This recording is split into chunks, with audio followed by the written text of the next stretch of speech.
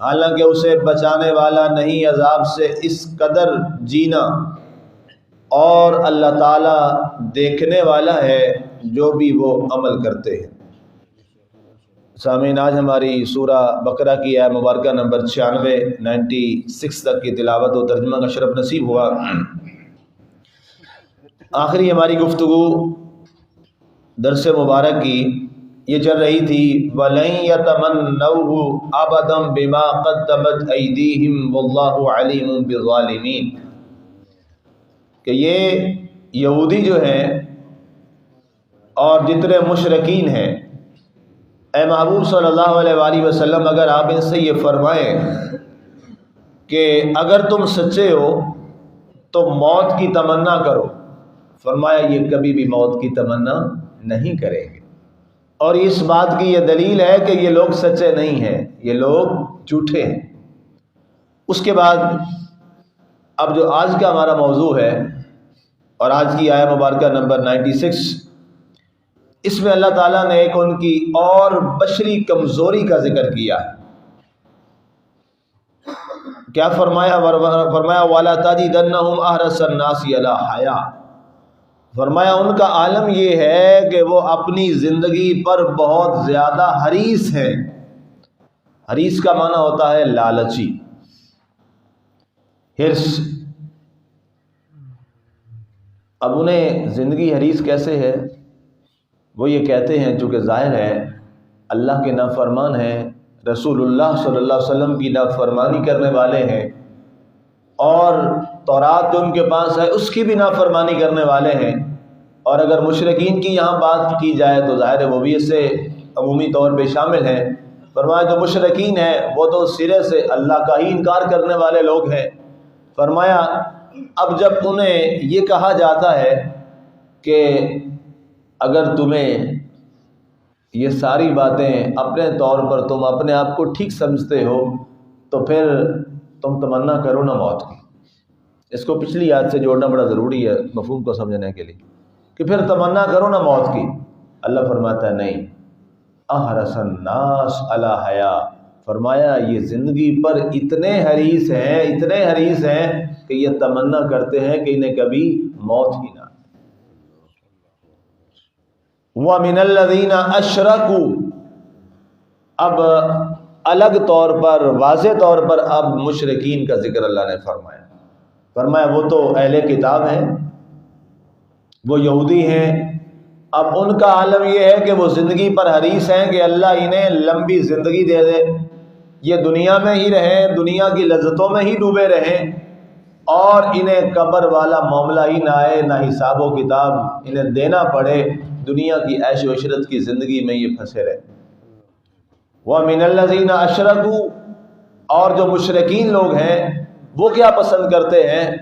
يَوَدُّ أَحَدُهُمْ لَوْ يُعَمَّرُ أَلْفَ سَنَةٍ، فرمایا جو مشرک ہے وہ یہ چاہتا ہے، ہر ایک کا دل یہ چاہتا ہے کہ اسے ہزار سال عمر مل جائے، دنیا میں ہی رہے، دنیا کی لذتوں سے ہی مستفیض ہوتا رہے، اور یہیں پر موجود رہے، اور قبر کی طرف اس کا سفر ہی نہ ہو۔ چونکہ ظاہر ہے مشرکین ظالم تھے، وہ جابر تھے، اور ان کے پاس مال و زر تو تھا، دولت تو تھی، قابض تھے، اور مسلمانوں کو محبوب بنا رکھا تھا۔ اللہ نے فرمایا وَمَا هُوَ بِمُزَحْزِحِهِ مِنَ الْعَذَابِ أَن يُعَمَّرَ، فرمایا محبوب اب یہ سوچ رہے ہیں نا کہ ان کو ہزار سال زندگی مل جائے، تو فرمایا انہیں بتا دیجئے، انہیں آپ فرما دیجئے کہ جتنی لمبی بھی عمر یہ جی لیں یہ ہمارے عذاب سے نہیں بچ سکتے، جتنی لمبی عمر بھی جی لیں، آخر ایک دن موت آنی ہے۔ موت تو ظاہر ہے ایک حقیقت ہے، کوئی افسانہ تو نہیں ہے، یہ تو ایک حقیقت ہے، اور اس حقیقت سے ہر ایک کو گزرنا ہے۔ کوئی پہلے، کوئی بعد میں، کوئی جوانی میں، کوئی بڑھیپے میں، کوئی بچپن میں، اور کوئی دنیا میں آنے سے پہلے ہی گزر جاتا ہے۔ فوت شدہ بچے پیدا ہوتے ہیں، اب وہ تو دنیا میں آنے سے پہلے ہی موت کا ذائقہ ماں کے پیٹ میں ہی چکھ چکے. کچھ ایسے ہوئے پیدا ہوتے ہی دنیا میں ایک سانس لی جو رب نے مقدر کیا تھا، اور اس کے بعد دنیا سے رخصت ہو گئے. اب یہاں پہ مفسرین نے یہ لکھا کہ یہ بات مشرکین کے لیے ہے.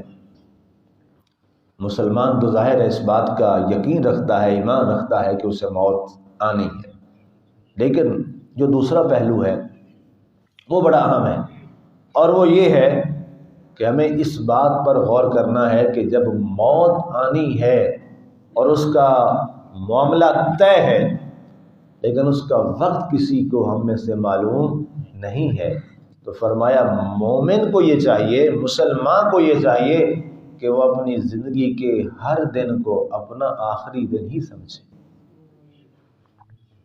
اپنے ہر دن کو آخری دن ہی سمجھے. اس لیے کہ جب ہمیں پتہ ہی نہیں ہے، ہمیں معلوم ہی نہیں ہے کہ کون سا ہمارا وقت ہے. ایک قریب الموت شخص ہوتا ہے نا، قریب المرگ شخص ہوتا ہے جس کو ڈاکٹرز جواب دے دیں کہ جناب اب ہمارے تمام حربے یہاں جواب دے گئے، اب آپ اسے گھر لے جائیے، دعا کیجیے. اور اس شخص کو بھی بتا دیا جاتا ہے کہ یہ صورتحال ہے. اس کے بعد اس کی زندگی کے وہ جو دن ہوتے ہیں، ہو سکتا ہے وہ کئی مہینے یعنی سال بھی نکال جائے، یہ تو کسی کو نہیں نا پتا، لیکن وہ جو دن ہوتے ہیں عمومی طور پہ مہینے یا دن اس شخص کے کیسے گزرتے ہیں. اللہ اکبر. کیا وہ گناہ کا پھر سوچتا ہے ایک لمحہ کے لیے؟ کیا اس کا ایک لمحہ بھی بغیر استغفار کے اور اللہ کے ذکر کے گزرتا ہے؟ نہیں گزرتا. معافی مانگ رہا ہے، بار بار توبہ کر رہا ہے، بار بار. کیوں؟